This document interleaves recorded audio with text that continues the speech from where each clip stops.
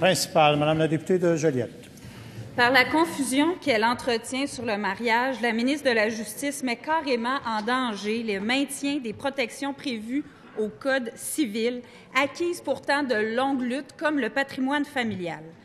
Elle n'a jamais répondu hier à une question pourtant simple. Va-t-elle changer sa position devant la Cour d'appel et plaider que tous les mariages doivent être déclarés à l'état civil?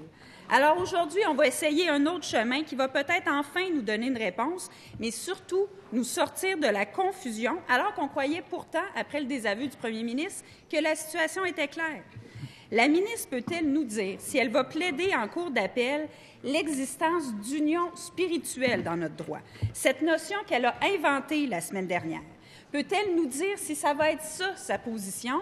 Et si ça va être ça, est-ce qu'elle pourrait nous expliquer quelle en est la définition?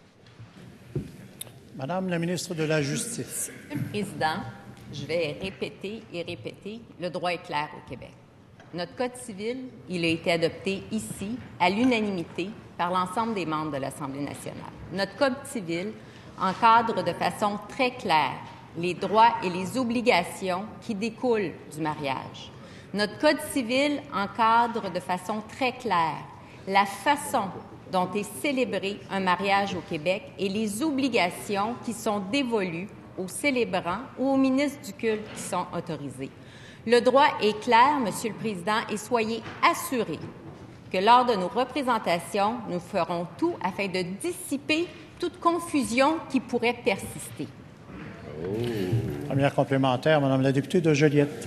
Jeudi dernier, au micro de Paul Arcan, une jeune femme, Annie, a déclaré qu'elle s'était mariée devant un imam avec témoins et tout, mais que la déclaration de mariage à la suggestion et en accord avec l'imam n'avait pas été transmise à l'État, faisant d'elle une épouse au sens religieux, mais pas au sens civil. Alors que cette situation apparaît tout à fait contraire à l'ordre public et au Code civil, est-ce que la ministre peut nous dire si, pour elle, cette situation correspond à sa notion d'union spirituelle?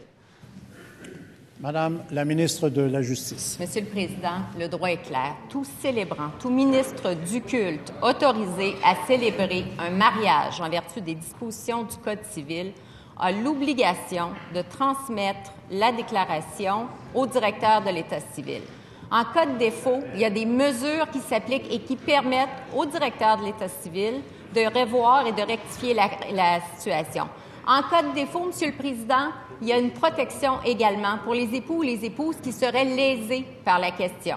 Alors, le Code prévoit et répond à toute cette préoccupation. Et il n'y a au Québec qu'un seul mariage, celui qui est prévu à notre Code. Bravo.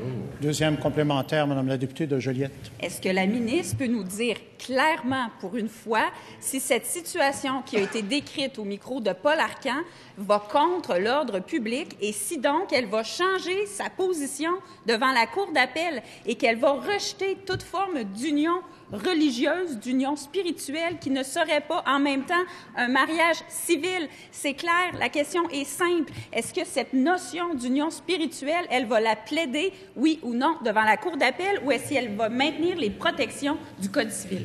Madame la ministre de la Justice. Monsieur le Président, je ne sais pas comment dire et redire. Notre Code est clair.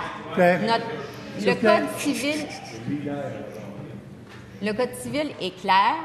Nous allons veiller à assurer, et nous veillons au quotidien à assurer le respect des obligations qui sont prévues au Code civil.